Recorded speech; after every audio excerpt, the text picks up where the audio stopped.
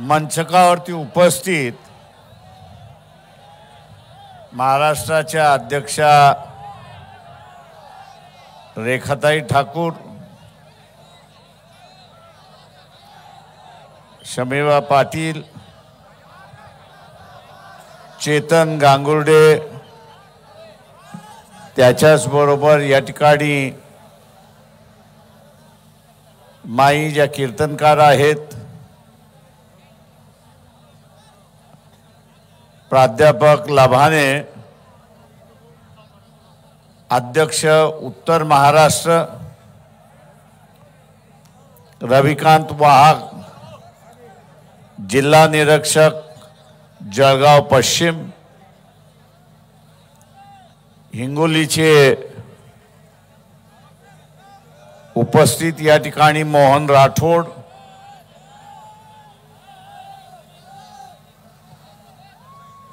जळगाव पश्चिमचे जिल्हा अध्यक्ष प्रमोद इंगळे, युवा जिल्हा अध्यक्ष पूर्व बाबा पवार, या ठिकाणी जितेंद्र केदार, महिला जिल्हा अध्यक्ष पश्चिमच्या असणाऱ्या संगीताताई साळुंके, पूर्वच्या असणाऱ्या वंदनाताई सोनवणे, त्याच्याच बरोबर जळगाव महानगरचे असणारे अध्यक्ष ललित गोगावले, सन्माननीय व्यासपीठ उपस्थित बंधूंनो आणि भगिनींनो,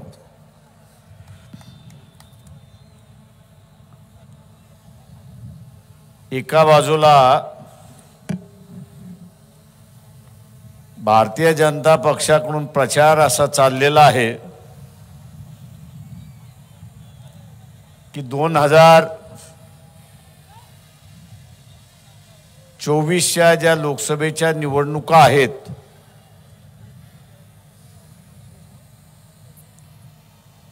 या निवडणुकांमध्ये आम्ही असणारा 318, 324 लोकसभेच्या जागा आम्ही जिंकणार म्हणून त्या ठिकाणी घोषणा केली जाते। तो त्यांचा अजेंडा आहे। आपल्याला असणारा महाराष्ट्राचा अजेंडा बघायचा आहे आणि तो म्हणजे महाराष्ट्रातल्या 48 लोकसभा जागेपैकी किमान 30 लोकसभेच्या जागा या भारतीय जनता पक्षाच्या पदरात पडणार नाही याची दक्षता आपल्याला त्या ठिकाणी घ्यायची आहे। किमान 30।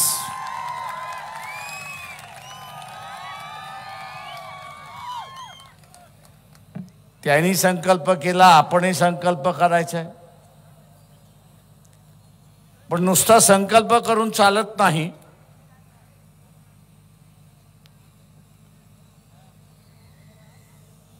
तर इथे आपली बाजू खरी ठरवायची असेल,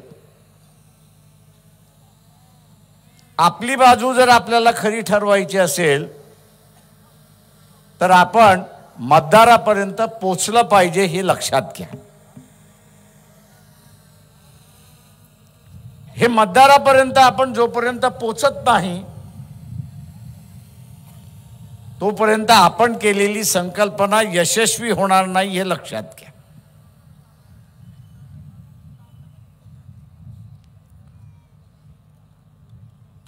आता ही संकल्पना यशस्वी करायची असेल तर या सरकारच्या विरोधातला मतदार कोण आणि आपल्या बाजूने मतदान कोण करू शकतो याचं पहिल्यांदा आपल्याला आकलन करावं लागणार आहे। इथे सगळ्यात अस्वस्थ किंवा असुरक्षित हा जर कोण असेल तर कंत्राटदारीवरती, सरकारी कंत्राटदारीवरती लागलेला कर्मचारी हे आपण लक्षात घ्या.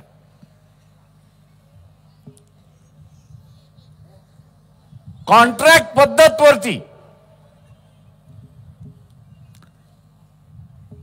लागलेला हा जो कामगार आहे, अधिकारी आहे, कर्मचारी आहे, हा सगळ्यात असुरक्षित आहे. कोणाचा कॉन्ट्रॅक्ट 3 वर्षाचा आहे, कोणाचा कॉन्ट्रॅक्ट 5 वर्षाचा आहे, पुन्हा दिल्या जाईल का याची शंका आहे.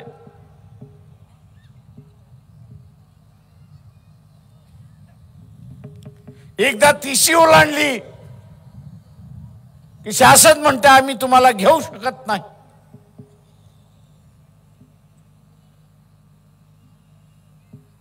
हा जो असुरक्षित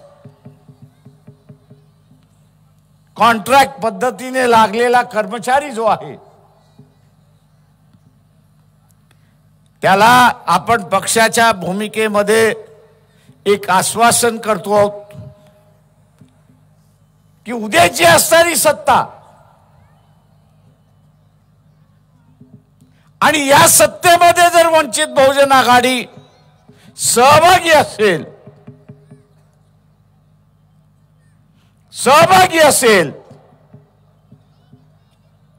तर त्याला परमनंट केल्या जाईल हे आश्वासन आपण त्या ठिकाणी देतो.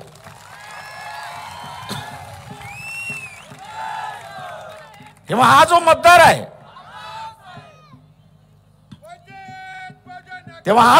आहे,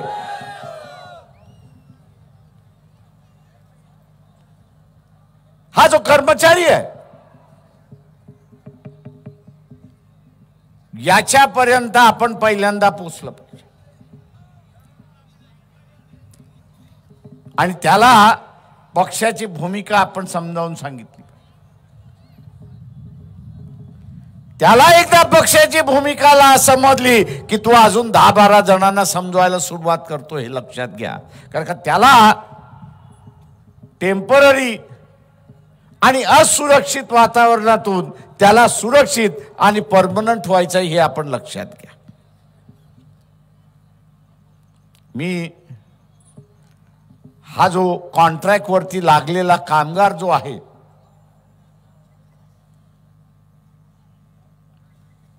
हा एका प्रकारचं नव्यानं असणारा मनुस्मृतीचा उल्लेख केला, त्याच्यातला एक भाग आहे.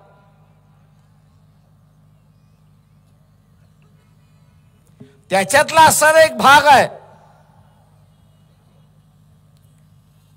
तुम्ही शिकलात बरोबर झालं, तुम्ही शिकलेला जरी असला तरी आम्ही सांगू ते काम केलं पाहिजे. एक मानसिकता तयार केल्या जाते, एक लक्षात घ्या. येणाऱ्या नव्या गुलामीची मानसिकता या ठिकाणी तयार केल्या जाते.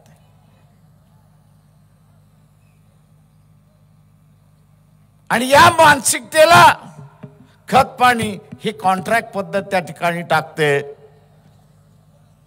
कारण का प्रत्येक 5 वर्षानंतर, प्रत्येक 3 वर्षानंतर, प्रत्येक 2 वर्षानंतर तू आपला निवेदन घेत, मोर्चे घेत, तिथे असणारं माझं कॉन्ट्रॅक्ट वाढवा म्हणून त्या ठिकाणी सांगतो. एक मानसिक आघात केला जातो. देश स्वतंत्र झाला, संविधानाने सांगितलं की इथला असणारा जो कोणी कर्मचारी असेल, हा कर्मचारी परमनंट असेल. त्यांनी चुका केल्या तरच त्याला सर्व्हिसमधनं काढण्यात जाईल, नाही तर तो परमनंट राहील, त्याच्या विरोधात कारवाई केल्या जाणार नाही, तशी असताना परिस्थिती होती. मी एका प्रकारे सुरक्षित व्यवस्थेकडे संविधान घेऊन गेला आणि आता आपण बघत असाल की इथल्या असणाऱ्या कर्मचाऱ्याला असुरक्षित व्यवस्थेमध्ये त्या ठिकाणी घेऊन जायला जातंय आणि पुन्हा पुन्हा त्याच्यावरती मानसिक आघात केला जातो हे लक्षात घ्या. इथला कॉन्ट्रॅक्टवरचा असणारा जो कामगार आहे,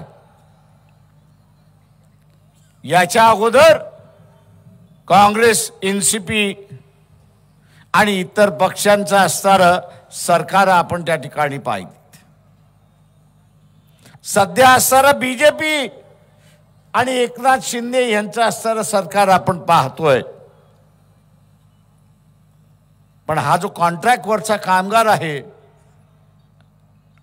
कर्मचारी आहे, त्याला परमनंट करण्याच्या गोष्टी होत नाहीत हे आपण लक्षात घ्या.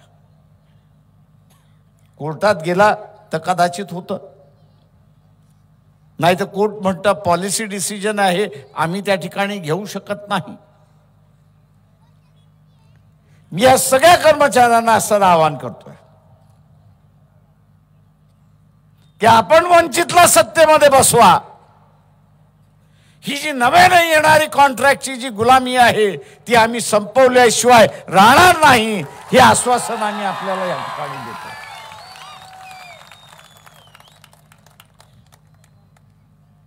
एक दुसरा वर्ग आहे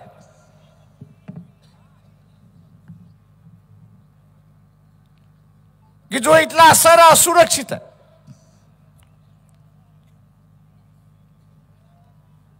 आणि तो म्हणजे दिल्लीमध्ये जो शेतकरी, दिल्लीमध्ये जो शेतकरी वर्षभर आंदोलन करत होता, त्या शेतकऱ्यांचे प्रश्न, त्या शेतकऱ्यांचे प्रश्न काय होते तर मोदी सरकारने काढलेले कायदे होते त्याच्या विरोधातलं होतं. बांधावरती व्यापारी माल विकत घेऊ शकतो हा कायदा होता.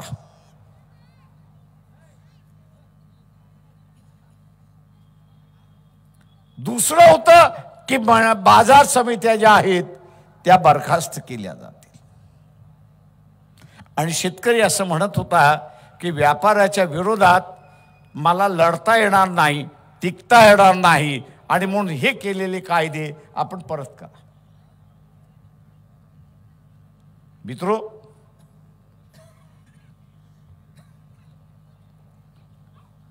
आज जर आपण पाहिलं, आज जर आपण या ठिकाणी पाहिलं की केंद्र शासन हमी भाव हे जाहीर करते,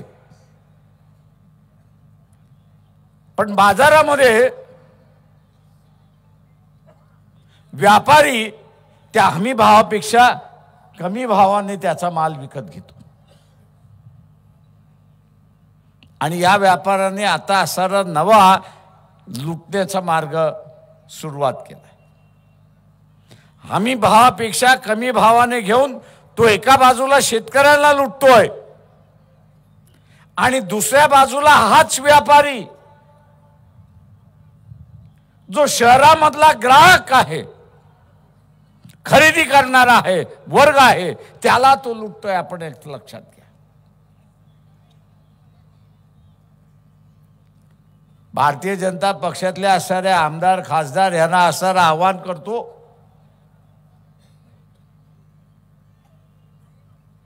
की मध्यंतरी टमाट्याचा तुटवडा लागला आणि झाला, महिनाभर तुटवडा राहिला. भारतीय जनता पक्षातल्या आमदार खासदारांनी इथल्या सरकारला आवाहन करतोय की कुठल्या दिवशी आणि कुठल्या बंदरामध्ये तुम्ही टमाटा बाहेरून आणला तो तरी सांगा.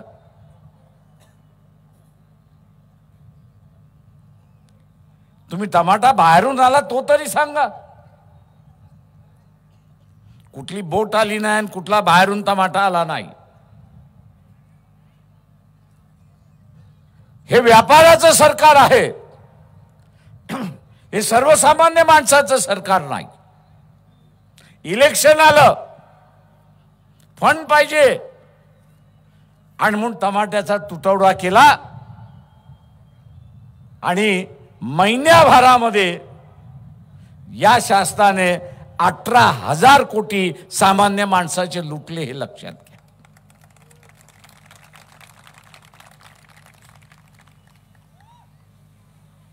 प्रत्येक माणसाने हिशेब करा की त्या महिन्याभराच्या कालावधीमध्ये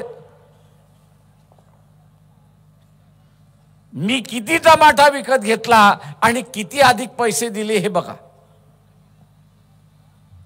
तुमचा हिशेब तुम्हीच करा. आणि जर तुम्हाला असं दिसलं की मी असताना 100 रुपये जास्ती खरेदी केले, जास्ती रुपये देऊन खरेदी केलेत, तर तुमच्या शेजाऱ्यांनी तेच केलं, तुमच्या वस्तीतल्या लोकांनी तेच केलं, तुमच्या शहरातल्या लोकांनी तेच केलं, तालुक्यामधल्या लोकांनी तेच केलं, जिल्ह्याच्या लोकांनी तेच केलं, राज्याच्या लोकांनी केलं आणि देशभरातल्या सगळ्या माणसांनी केलं. प्रत्येकाचे 100 रुपये जमा करा. टोटल किती होते? माझ्या खिशातून 100 गेले म्हणून मला झळ पोचली नाही. पण प्रत्येकाचे 100 रुपये आपण असं केले तर या व्यापाऱ्याने टमाटा शॉर्टेज करत, त्याचा तुटवडा करत 18,000 कोटीचा लूट केली आहे, हे आपण असं लक्षात घ्या. आणि शासन काय म्हणत होते? तुटवडा आहे तर आम्ही काय करणार? शासन आहेच त्याच्यात आधी की तुटवड्याच्या वेळेस लोकांच्या बाजूने उभं राहिलं पाहिजे, त्यांच्या लूट होणार नाही हे त्यांनी बघितलं पाहिजे. पण हे शासन सरळ सरळ लूट होऊ देत होती, अशी असणारी परिस्थिती आहे. तेव्हा हे लुटारूंचं सरकार आहे. ही नवे लूटची पद्धत आहे. आणि या नव्या लूटच्या पद्धतीला आपल्याला असं थांबावं लागेल, हे लक्षात घ्या. आपल्या लक्षात येत नाही. आपल्याला वाटतं महागाई वाढली, आपल्याला वाटतं तुटवडा झाला.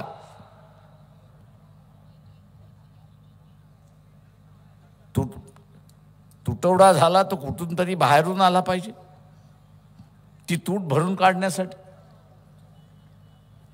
ती तूट भरून काढण्यासाठी बाहेरून कुठून येत नाही, तर इथे असणारा तुटवडा केला जातो. लक्षात येतं की आपण असणारा प्रचंड लुटलाय, आता भाव खाली करा, आणि पुन्हा टमाट्याचा भाव खाली आला, अशी परिस्थिती.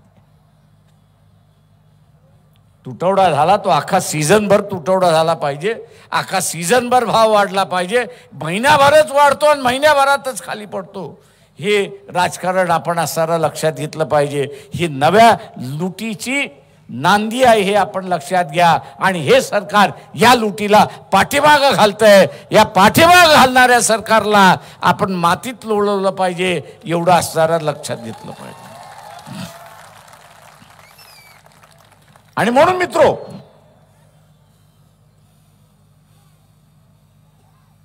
हा जो ग्रामीण भागातला मतदार आहे, शेतीतला मतदार आहे, की ज्याचा हमी भावाने माल घेतला जात नाही,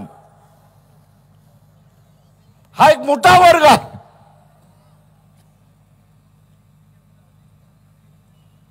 त्याला सुरक्षित आपण असं करण्यासाठी निघालो. त्याला शासनाने हमी भाव दिलेला आहे, तो तरी किमान त्याला हमी भाव मिळाला पाहिजे. आणि तो मिळवायचा असेल तर इथे बाजार समितीच्या कायद्यामध्ये बदल करावा लागेल. आणि बदल काय करावा लागेल? त्या साऱ्या बाजार समितीचा सभापती आणि डायरेक्टर याला जबाबदार धरला लागेल की त्या साऱ्या शासनाने दिलेल्या हमी भावापेक्षा तू स्वस्त रीत्याने विकत घेतलास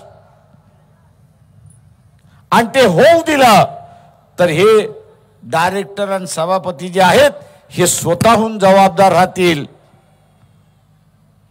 आणि नुसती जबाबदारी नाही तर फसवणुकीमध्ये सहभागी झालेला आहात म्हणून तुमच्यावरती फौजदारी गुन्हा सुद्धा दाखल केला जाईल. फौजदारीचं नाव घेतलं की सगळेजण घाबरतात. आणि म्हणून हा फौजदारीचा गुन्हा दाखल करण्याचा कायद्यामधला बदल झाला तर हमी भावाच्या दरामध्ये तिथल्या असणारा शेतीमध्ये पिकलेलं जे आहे ते विकत घ्यावं लागेल. आणि शेतकऱ्याला आपण असणारा थोडाफार दिलासा त्या देऊ शकतो. हा एक नवा वर्ग निर्माण झाला हे आपण लक्षात घ्या. उद्याच्या या आपल्या मतदारामध्ये आपण जोपर्यंत जात नाही तोपर्यंत हा मतदार आपल्याला मतदान करणार नाही. नुसतं इथे कळून चालणार नाही की असणारं हे शासन संविधान बदलणार. RSS BJPचं असणारं सरकार शासन बदलणार ही घोषणा माझ्यासारख्याला नवीन नाही किंवा आश्चर्यजनक नाही. ज्या सरदार पटेल यांना लोहपुरुष मानला जातो त्याच सरदार पटेलाने जबरदस्तीने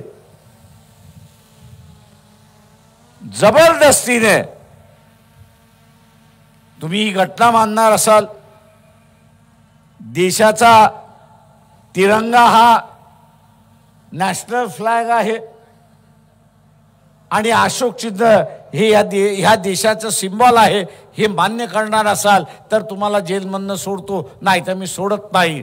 जेलमधनं बाहेर येण्यासाठी एग्रीमेंट केलं आणि जबरदस्तीने मान्य करायला. आता ते जबरदस्तीने मान्य केलं, आता ते म्हणतात आम्ही बदलणार. आम्ही त्या काळी शपथ घेतली होती की ही घटना आम्ही मान्य करणार नाही.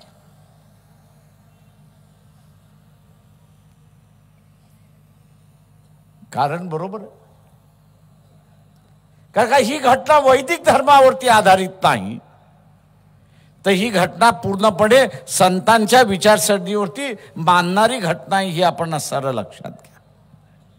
हा जुना वाद चाललेला आहे आणि म्हणून उद्याचं असणारं संविधानिक व्यवस्था टिकली पाहिजे. उद्या ही संविधानिक व्यवस्था टिकली पाहिजे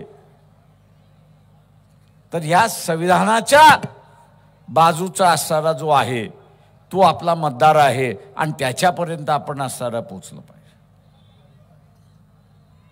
राजेशाहीच्या व्यवस्थेमध्ये आलुतेदार असेल, बलुतेदार असेल, इथला ओबीसी असेल, याला चोपदार आणि भालेदार सुद्धा होता येत नव्हता अशी असणारी परिस्थिती. त्याला चोपदारी होता येत नव्हता आणि भालेदारी होता येत नव्हतं. अपवाद फक्त शिवाजी महाराजांचा होता.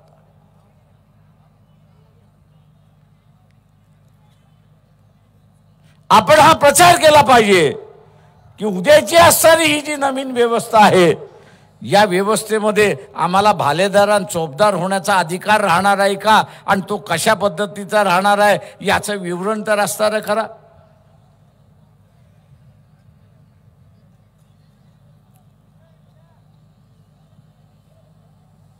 आपण जोपर्यंत टार्गेट ओरिएंटेड काम करत नाही तोपर्यंत आपल्याला यश येणार नाही हे आपण असं लक्षात घ्या. उद्याची युती होईल की न होईल हे राजकीय पक्ष ठरवणार नाहीत, तर इथला असणारा रिंग मास्टर नरेंद्र मोदी जो आहे तोच ठरवेल.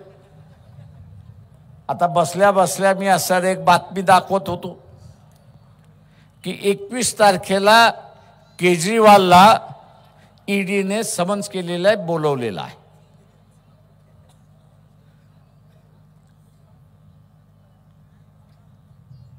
केजरीवालला 21 तारखेला ईडीने बोलवलेलं आहे. आता तुम्हाला पोलिसांनी बोलवल्यानंतर तुम्ही काय करता?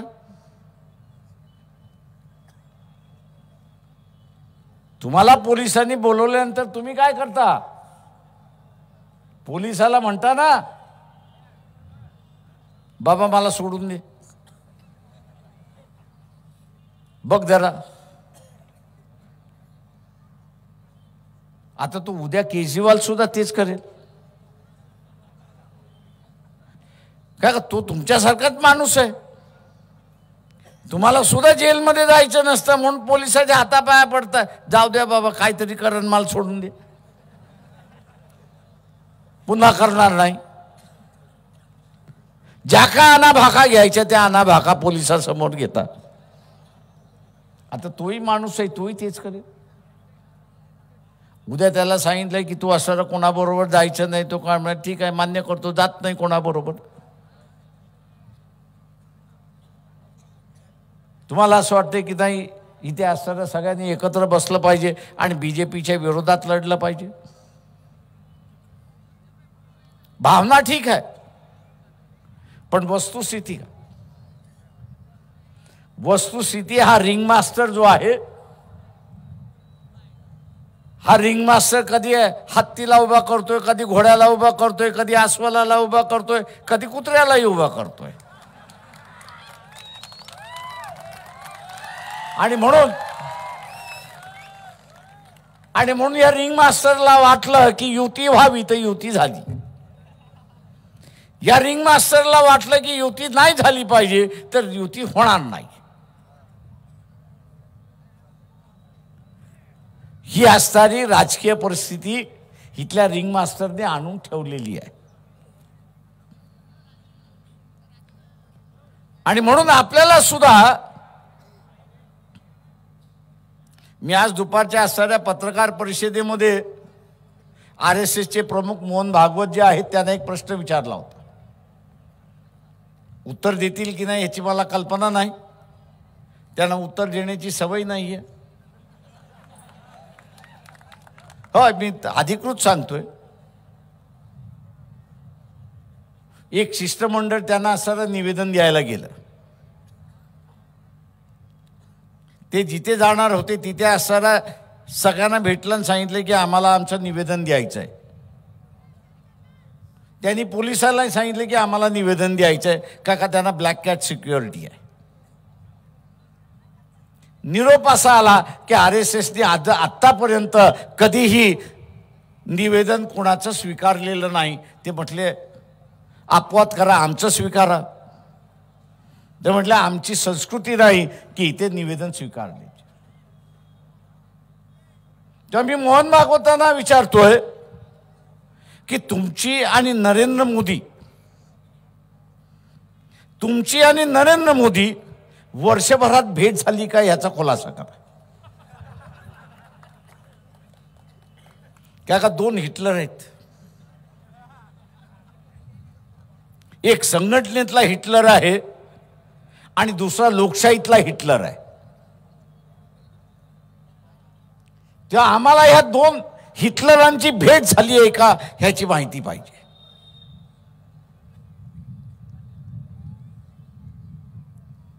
दुर्दैवाने माझ्या टीकेनंतर आता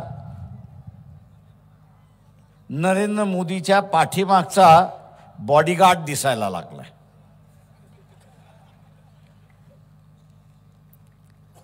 का मीच म्हणत होतो की नरेंद्र मोदी हा एकटाच दिसतो, दुसरा कोणी दिसत नाही लाल किल्ल्यावरनं. पण त्यांच्या अगोदरचे सगळे पंतप्रधान बघा, त्या सगळ्या पंतप्रधानाच्या पाठीमागे दोन बॉडीगार्ड त्या ठिकाणी दिसतात. मोदी त्या बॉडीगार्डला सुद्धा घाबरत होता. आणि तो घाबरत याच्यासाठी होता की उद्या त्या बॉडीगार्डचा चेहरा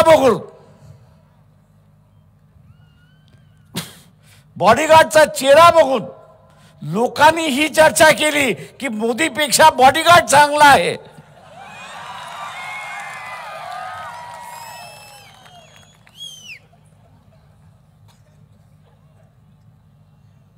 मोदीपेक्षा बॉडीगार्ड चांगला आहे ही चर्चा होईल म्हणून तो बॉडीगार्डलाच दाखवत नव्हता, अशी परिस्थिती आहे. मागच्या 10 दिवसापासून एक बॉडीगार्ड दिसायला लागलाय, एक बॉडीगार्ड दाखवला जातोय, अशी असणारी परिस्थिती आहे. म्हणजे ज्या माणसाला आपले अंगरक्षक जे आहेत, आपल्या स्वतःच्या सुरक्षितेसाठी आहेत, त्यांना दाखवण्यावरून सुद्धा त्याला भीती वाटते. या माणसाची मानसिकता काय असणार आहे? हा स्वतःवरतीच एवढा प्रेम करतो,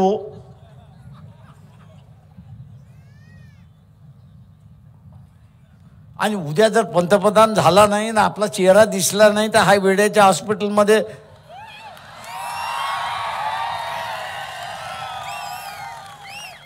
काय का, हा एक रोग आहे, मानसिक रोग आहे.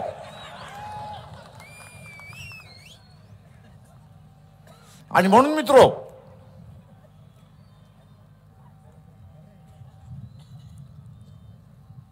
आज जे सांगितलं जातंय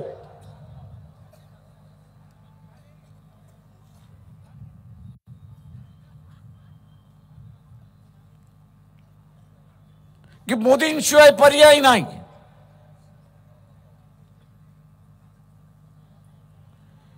मी त्यांना असं म्हणतो की काय महत्वाचं काम झालं एवढं तरी सांगा.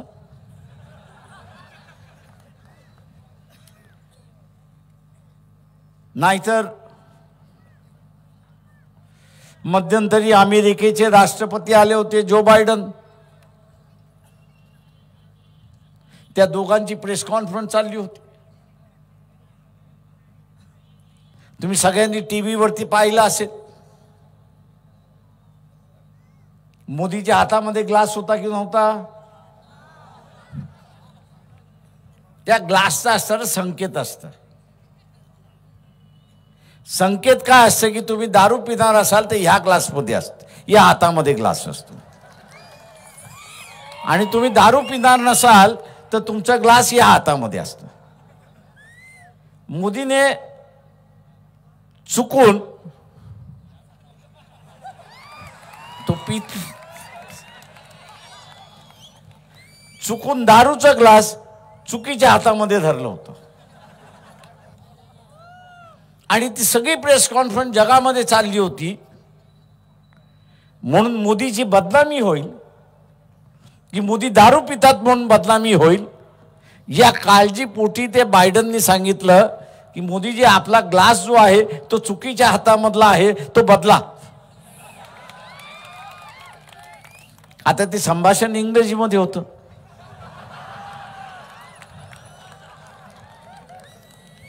बायडन इंग्रजीमध्ये बोलत होता, पुन्हा खोला तुम्ही बघत असाल की तो एकदा नाही तीनदा सांगत होता, आणि मोदी आपला 3 वेळा खिकी खिकी खिकी हसत बसला.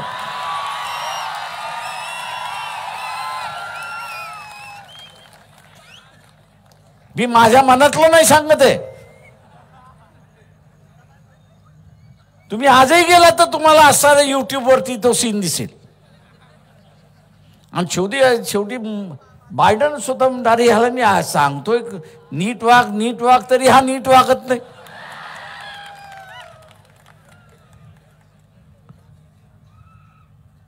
आता असा तीर मारणारा इथल्या असणाऱ्या बीजेपीच्या कार्यकर्त्याला पंतप्रधान पाहिजे असेल तर माझ्या अंदाजाने देशाचं लखलाभ झाला असंच मी त्या ठिकाणी मानणार आहे. आणि म्हणून मित्रो,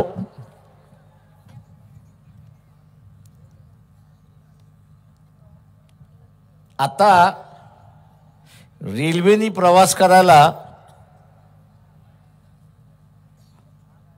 10-15 दिवस अगोदर तिकीट काढावं लागतं. तेही कन्फर्म होईल की नाही हेही माहिती नाही. पुन्हा कधीतरी त्याचा असणारा समाचार घेईल की देशाला असणारा फार चांगल्या रीतीने चालवलेला आहे, गाड्या नव्या आलेल्या आहेत, अमुक नव्या आलेल्या आहेत, पण असणाऱ्या लोकांच्या सोयीच्या गाड्या या बंद झाल्या, अशी असणारी परिस्थिती आहे.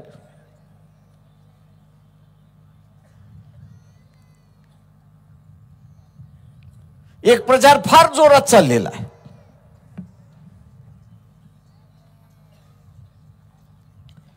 आणि तो म्हणजे की ह्या देशाला हिंदू धर्म म्हणून घोषित केला पाहिजे. मी या सगळ्यांचं दुर्दैव मानतोय.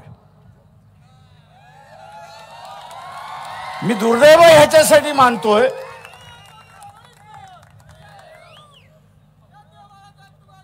याचं कारण असं आहे की ह्या देशाची भौगोलिक रचना कशी असली पाहिजे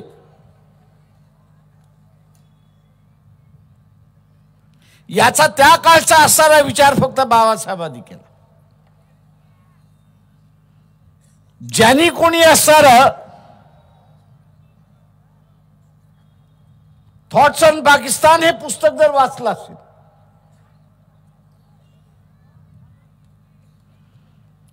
तर या देशातल्या हिंदूंवरती बाहेरून येणाऱ्यांनी 2500 वर्ष राज्य केलं.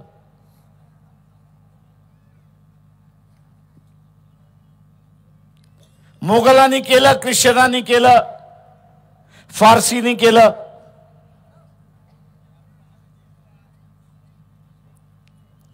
बाहेरच्यांनी असणारं राज्य केलं. उद्याच्या असणाऱ्या कालावधीमध्ये बाहेरच्यांनी भारतीयांवरती राज्य करू नये, इथल्या हिंदूंवरती राज्य करू नये म्हणून त्यांनी मुस्लिम इलाका जो होता याचं एक वेगळं राज्य होतं आणि टू नेशन थिअरी त्यांनी त्या ठिकाणी मांडली.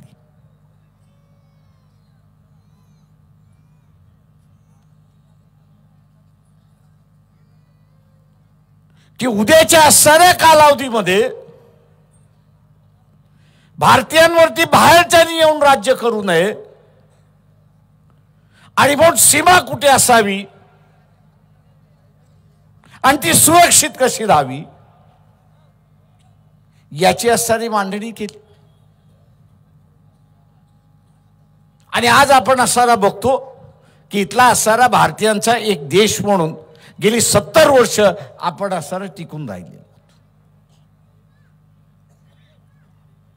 आता त्याला गालबोट लावायला सुरुवात झालेला. याच 24 तारखेला याच जळगावमध्ये हिंदू जागरण समितीचा असणारा प्रचाराचा मोहीम उघडणार आहे.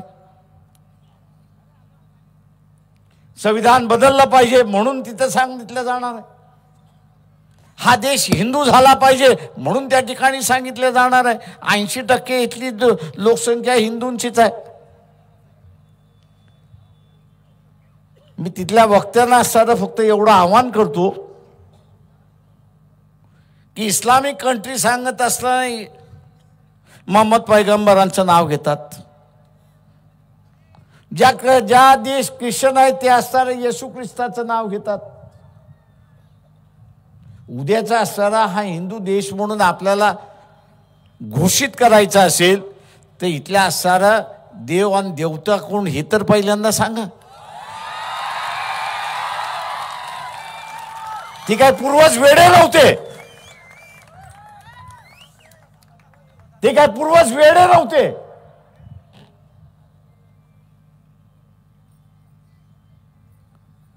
की त्यांनी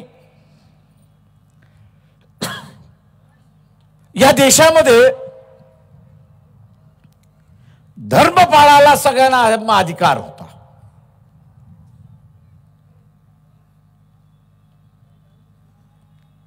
धर्म पाळायला सगळ्यांना अधिकार दिला.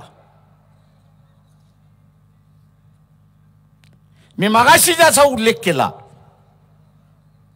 संतांची विचारसरणी ही समतावादी विचारसरणी आणि वैदिक धर्माची विचारसरणी ही असणारी विषमतावादी विचारसरणी आहे. हळूहळू दोघेही बदलतील आणि एका नव्या दिशेने सुरुवात होतील ही अपेक्षा त्या पिढीची होती.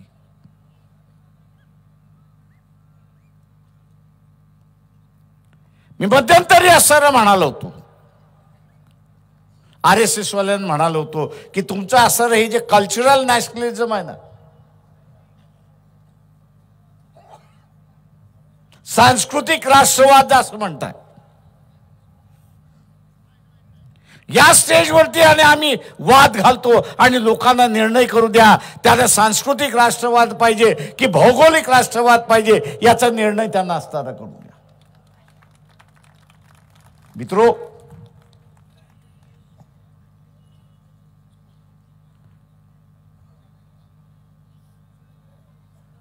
एकदा तुटलं की जुळणार नाही एवढं लक्षात घ्या.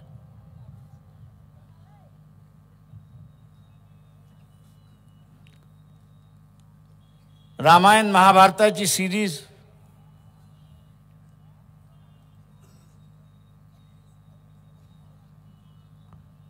याला प्रेक्षक 90% होते. 90% होते. पण त्या रामायणाच्या सिरीज मध्ये एक सुप्रीम कोर्टामध्ये पिटिशन घेतली, मी त्यांचा उल्लेख नाही करत आहे. आणि त्या पिटिशनचा गाभा काय होता की कुठल्या देवाने कोणासमोर झुकलं आणि कुठल्या देवाने कुठल्या समोर झुकल्यामुळे माझ्या भावना दुखल्या आणि म्हणून हा सीन काढून टाका म्हणून ते पिटिशन होतं.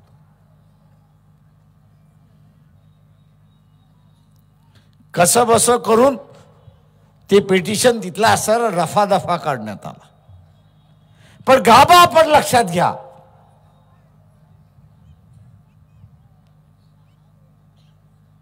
गाभा हा आहे की प्रत्येक जण हा कुठल्या नाही कुठल्या तरी देवाला मानतो आणि त्याला तो असणारं प्रमाण मानतो. कदाचित तो एक असेल, अनेक असेल. आणि म्हणून मी असणारं म्हटलं की उद्याच्या असणाऱ्या 24 तारखेच्या ह्याच्यामध्ये तुमचा प्रमुख हे तर ठरवा. तुम्ही ठरवला तर उद्या तो ठरवण्याचा वेळ येणारच. हा म्हणणार तो, तो म्हणणार तो, तो म्हणणार तो, पुन्हा भांडणं सुरुवात झाली. गुलाबीची या देशातली जी कारणं आहेत ती ही विभक्तपणाची असणारी कारणं आहेत.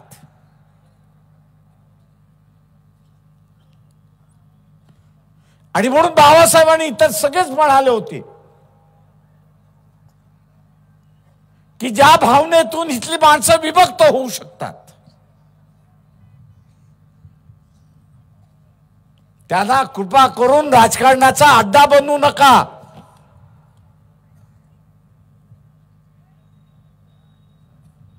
आज आपल्याला दिसते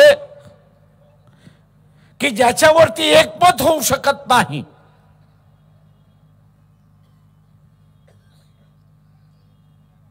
ज्याच्यावरती एकमत होऊ शकत नाही अशा असणाऱ्या विषयाला टेबलावरती आणलेला आहे.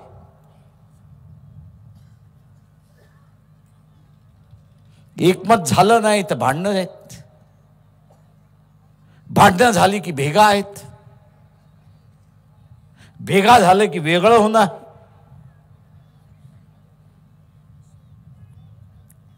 हा इशारा आहे. आणि म्हणून मी इथल्या असं तमाम जनतेला आवाहन करतोय की ज्याच्यावरती आपलं एकमत होऊ शकत नाही तो आपण चर्चेला घेताच कामा नये.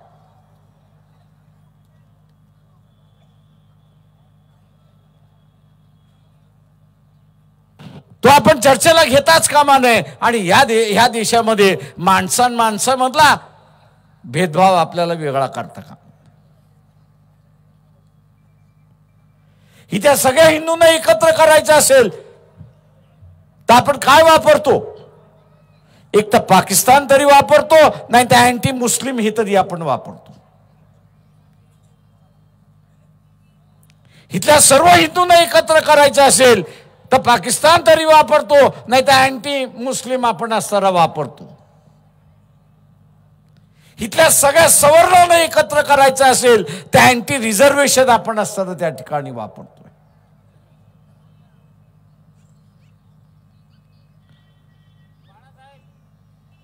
प्रश्न असताना त्याच्यामधला एक आहे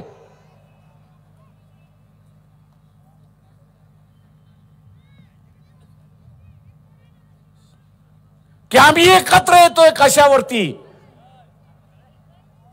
बेरजेवरती एकत्र येत नाही आहोत तर आम्ही वजाबाकीवरती एकत्र येत आहोत अशी परिस्थिती आहे.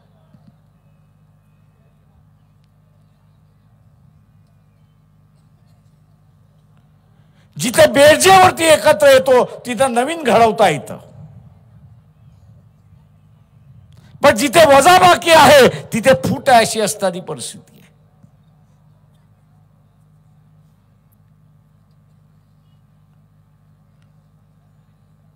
आव्हान आहे इथल्या असं रेखाताईंनी असणारा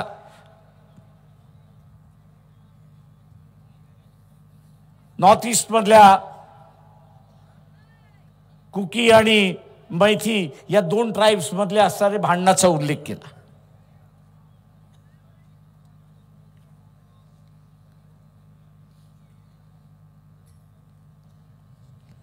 तुम्ही आता ट्राइब मध्ये भांडणं लावायला लागलेला आहात. दुर्दैवाने इथला असणारा खडसेने सुद्धा त्याच्यामध्ये असणारा हात घातला अशी असणारी परिस्थिती आहे. आदिवासींना धर्म नाही,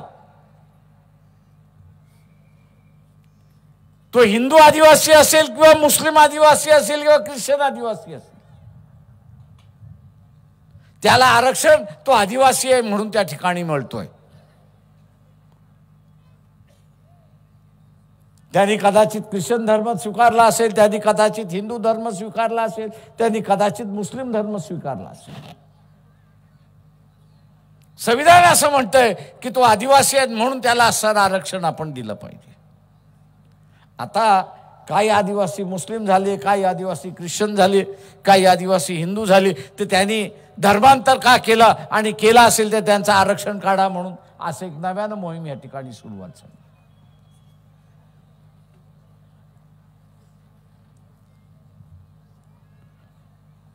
मिटवण्याच्या ऐवजी विभक्तपणा कसा वाढेल असंच हे बघितलं जाते.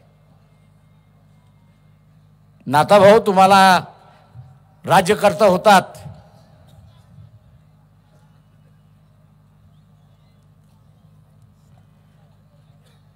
आणि अनेक तुमच्यासारखे राज्यकर्ते आहेत,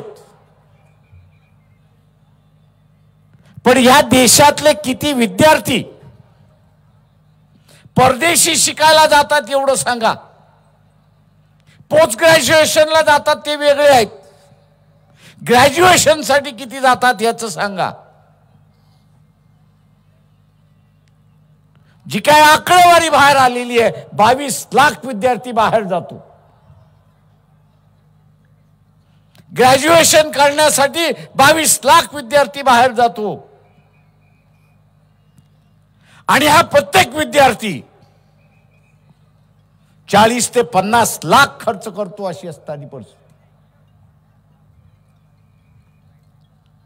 तुम्ही राज्यकर्ते होतात, शाळा खोलल्या असत्या, कॉलेजेस खोलल्या असत्या, मेडिकलच्या, इंजिनिअरिंगच्या, आर्किटेक्टच्या, वेगवेगळ्या ह्याच्या, आयटीच्या असणाऱ्या खोलल्या असत्या, ते 22 लाख विद्यार्थी बाहेर गेले नसते.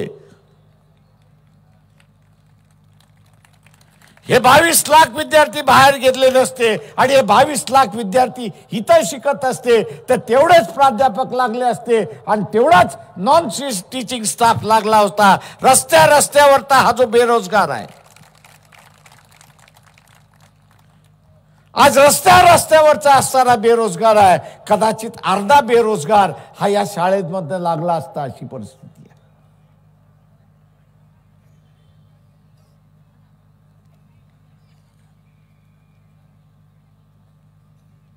या देशातली अर्धी बेकारी आपण असं संपवू शकलो असतो. आणि 50 लाखाच्या निमित्ताने या देशाची संपत्ती जे परदेशी चाललेली आहे ती कदाचित आपण थांबवली असती, आणि इथले असणाऱ्या गोरगरिबाचा प्रश्न आपण त्या ठिकाणी सोडवला असता. मित्रो,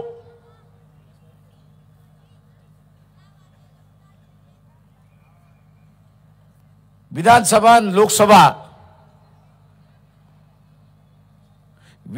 आणि लोकसभा या माणसांच्या पोटाचा प्रश्न आणि सुरक्षिततेचा प्रश्न त्या ठिकाणी सोडवतात.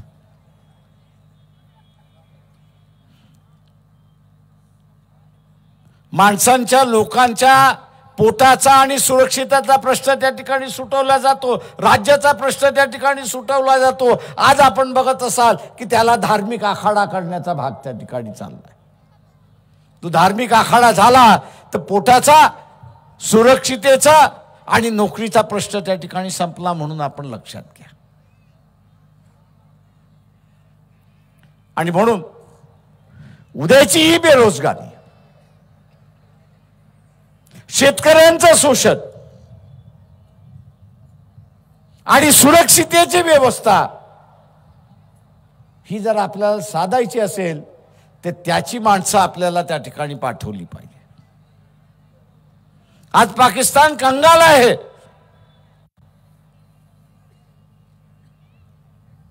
दोन दिवस सुद्धा लढण्याचं शस्त्र त्यांच्याकडे नाही. पण आजही आपण बघत असाल सीमेवरती दर तिसऱ्या दिवशी 2 जवान मरतात आहेत अशी परिस्थिती आहे. अरे तुम्हाला असताना 56 इंचाची छाती आहे. या 56 इंचाच्या छातीमध्ये एक पुलवामा आणि त्याच्यानंतर उरी. अरे पुन्हा घुसा आणि मोकळं व्हा ना एकदाच. पण गांडीत दम पाहिजे.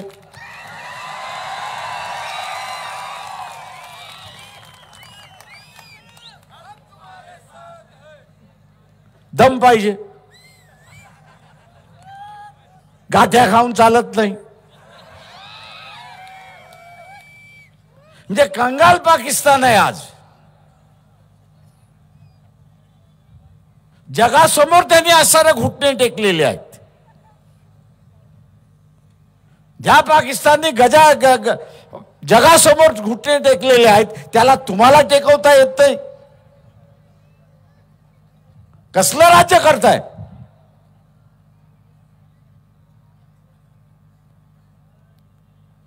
आणि म्हणून मित्रो, आपण खऱ्या अर्थाने विस्कळीत होत चाललोय अशी असणारी परिस्थिती आहे. समाजाची घडी विस्कळीत चाललेली आहे. आज एका बाजूला ओबीसी टाकलाय आणि दुसऱ्या बाजूला मराठा टाकलाय. ओबीसी सरळ सरळ म्हणतोय मी यावेळेस मराठ्याला मतदान देणार नाही. अरे ही कुठली भाषा आणि ही कुठली परिस्थिती? ती ह्या इलेक्शन मध्ये होणार आहे की 70% 80% ओबीसी हा मराठ्याला मतदान देणार नाही. आपली ही आपण असणारी ही परिस्थिती बघतोय की हाताबाहेर जाता कामा नये.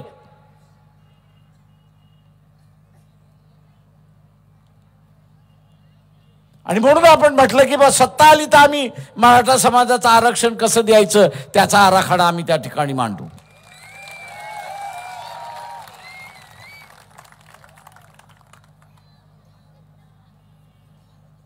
सरकार बैठकावरती बैठका